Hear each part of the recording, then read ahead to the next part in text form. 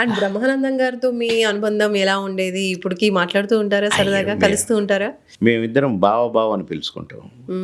దానికి కొన్ని కారణాలు ఉన్నాయి, చెప్పకూడదు. కానీ ఓకే. అదే నీకు కాంపిటీషన్ కాదు, నువ్వు నాకు కాంపిటీషన్ కాదు బావా అని అన్నాడు. ఓకే. సర్లేరా బావా, ఓకే అని నేను అన్నాను. ఓకే. కనుక ఇద్దరం బావ మేము చాలా జోవియల్గా ఉండేది, సరదాగా ఉండేది, కలిసే ఉండేది. నేను బ్రహ్మానందం కోట ఎక్కడున్నా కూడా, ఏ ఊరిలో ఉన్నా కూడా, ఏ లాడ్జ్లో ఉన్నా కూడా మాకు ముగ్గురికి 3 రూమ్లు ఉండేది. కానీ ముగ్గురం ఒకటే రూమ్లో ఉండేది. అయితే బ్రహ్మానందం రూమ్లోనో ముగ్గురం, లేదా బాబు మోహన్ రూమ్లోనో, లేదా కోటగారి రూమ్లోనో.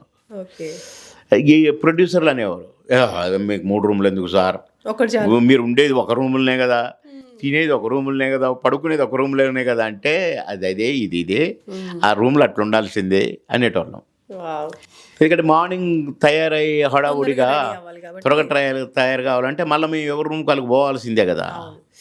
అందుకని అట్లా ఏదో ప్రొడ్యూసర్ని లాస్ట్ చేద్దామని టైం మళ్ళీ ముగ్గురం టెన్షన్గా పొద్దున్న 7 గంటలకు షార్ట్ అంటే 7 గంటలకు ఉండేది. ఇంకా దుర్మార్గం ఏంటంటే మేము అటెండ్ చేసి పడుకునే కానీ మా కోటన్న పడుకునేటోడు కాదు. తెల్లవారుజామున బండినా మాకంటే ముందు లేవండ్రా అనేవాడు. అదేందో చిత్రం మా కోటన్నది. తెల్లవారు అంటే రాక్షసుడని పేరు పెట్టినాం అందుకనే. ఈ మధ్య ఏమన్నా కలిసారా ఆయన కోట శ్రీనివాసరావు? అంటే ఈ మధ్య ఒక ఆయనకే సన్మానము, నన్ను రమ్మంటే వెళ్ళాను. కాసేపు గోల చేసి, గోల ఉంటుంది కదా, ఆడుకున్నాం కాసేపు. ఓకే. మళ్ళీ మీ ఇద్దరు కాంబినేషన్లో సినిమాస్ ఉన్నాయా ఇప్పుడు చేస్తున్న సినిమా? ఆయన అంటుండండి నేను రెడీ రా, ఎప్పుడు చేద్దాం రా అంటున్నాడు. మేము కూడా రెడీ అన్నాం. ఆ ఫంక్షన్లో ఎవరు పిలవట్లేదురా, నేనైతే రెడీగా ఉన్నా అంటే నేను కూడా రెడీగా ఉన్నా అన్నా. సో క్యారెక్టర్ పడాలి, ఉన్నారు కాబట్టి మంచి క్యారెక్టర్ రావాలి. సో బ్రహ్మానందం గారితో కూడా కాంబినేషన్స్ ఎక్స్పెక్ట్ చేయొచ్చా ఫ్యూచర్లో? ప్రొడ్యూసర్లు డైరెక్టర్లు పెట్టుకోవాలి. మరి వాళ్ళకేమో జబర్దస్తుల్లో వాళ్ళు వీళ్ళే నచ్చుతున్నారు, మేము నచ్చట్లేదు.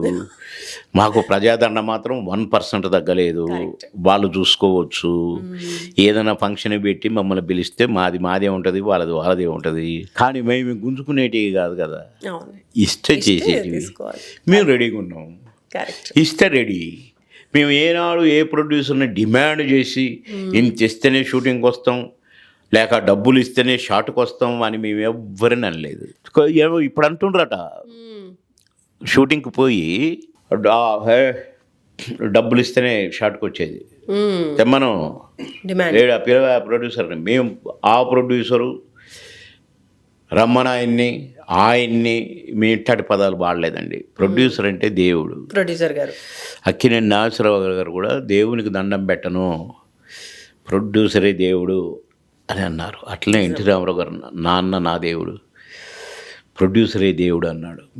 మేము దేవుళ్ళ కిందనే లెక్క మాకు ప్రొడ్యూసర్. కానీ ఈ కొత్తగా వచ్చేటోళ్ళు ఆయన విలువ ఏడా ప్రొడ్యూసరు, మేము అట్లా ఎవరిని అనలేదండి. మేము ప్రొడ్యూసర్ గారు అనేవాళ్ళము. అసలు ప్రొడ్యూసర్ అనే పదం మేము ఎక్కడ ఎత్తేటోళ్ళం కాదు, అన్నదాత కిందే లెక్క. ప్రొడ్యూసర్ షూటింగ్ కాడికి వస్తే దగ్గరికి పోయి కూర్చొని విష్ చేసి మాట్లాడి వచ్చేటోళ్ళం. కానీ ఇప్పుడు ప్రొడ్యూసర్కి విలువ లేదని వింటున్నాను, మరి ఎవరు పట్టించుకోరని వింటున్నాను, ఊరికే డబ్బులు పెట్టేటోడే ప్రొడ్యూసర్ అని వింటున్నాను. సరే, అది నేను విన్నది చెప్పాను, నేనేదో సృష్టించి చెప్పట్లేదు సుమా. నిజమో అబద్ధమో కూడా నాకు తెలియదు అది. కానీ ప్రొడ్యూసర్ అనేవాడు దేవుడు అంతే.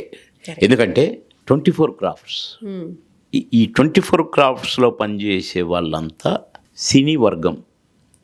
సినీ వర్కర్స్. ప్రొడక్షన్ వాళ్ళు కావచ్చు, డ్యాన్సర్స్ కావచ్చు, ఫైటర్స్ కావచ్చు, డైరెక్షన్ డిపార్ట్మెంట్ కావచ్చు, ఈ రకరకాల డిపార్ట్మెంట్స్ ఇవన్నీ కలిసే 24 క్రాఫ్ట్స్.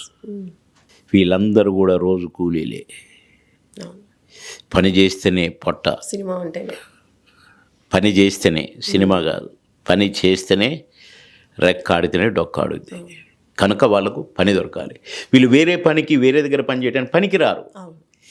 సినిమా పని అయితేనే, ఆ పని అయితేనే మిషన్ కుట్టాను కాస్ట్యూమర్ అంటారు. కాస్ట్యూమ్స్ ఇక్కడ కాస్ట్యూమ్స్ కుట్టడానికే పనికొస్తాడు, బయట దుకాణం పెట్టుకుని కుట్టడు.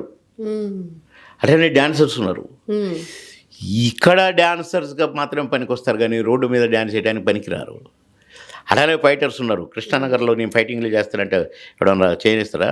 తన్ని ఎలా కొడతారు పోలీసులు, అవునా కాదండి?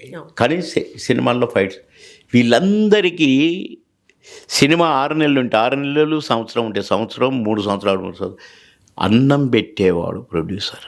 కరెక్ట్.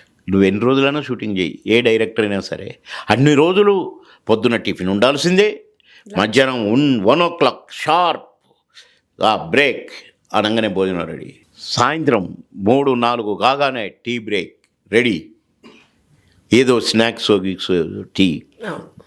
ఒకవేళ 9 దాకా షూటింగ్ అంటే 7 గంటలకల్లా భోజనం రెడీ.